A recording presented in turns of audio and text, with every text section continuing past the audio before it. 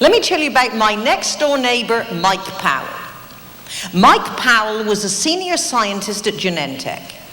And I said, Mike, I know you're not used to talking to real people. You talk to scientists.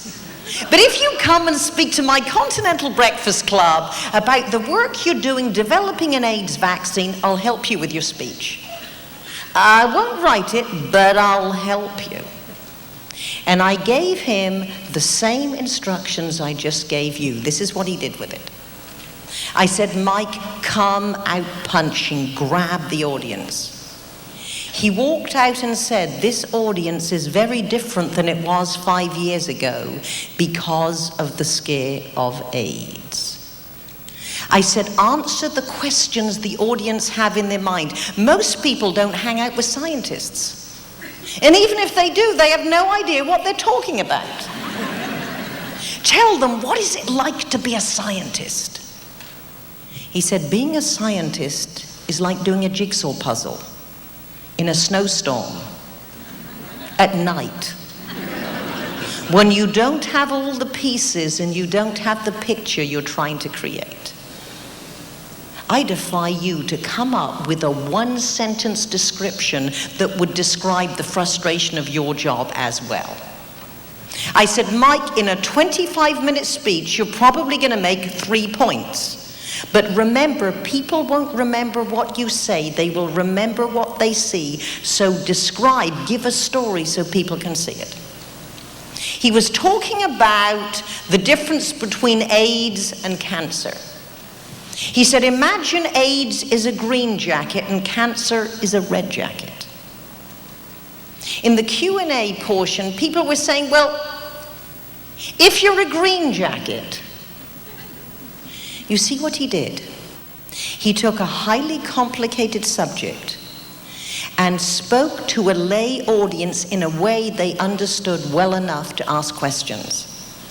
Because if they can't, what he was probably was trying to intellectually connect with the PhDs in the crowd and speak over the head of most people.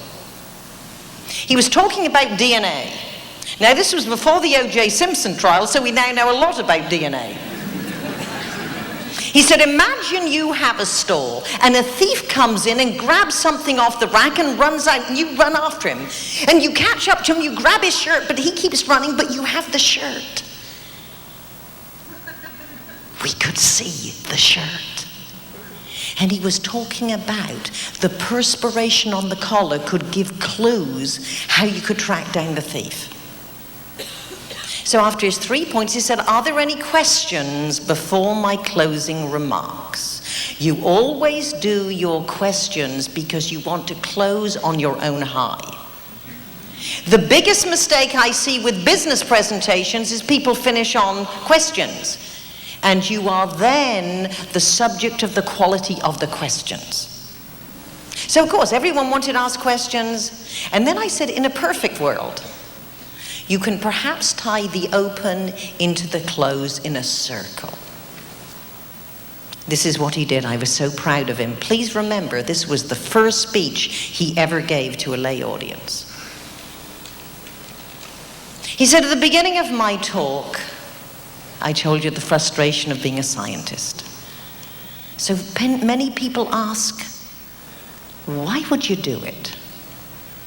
Last story. 2 steps forward on silence for effect. You only do it once or twice or it looks like a technique. Because as Laurence Olivier said, the art is hiding the art. Miami, Florida, July 1994. 4th day of a medical conference, 3:30 in the afternoon. We've been in the same hot room since 7:30 in the morning. The last speaker, a young woman, walked from the back of the room. She went to the lectern and said, I am a 32-year-old wife and mother of 2. I have AIDS. Please work fast. Standing ovation, first speech with the simple formula I just gave you.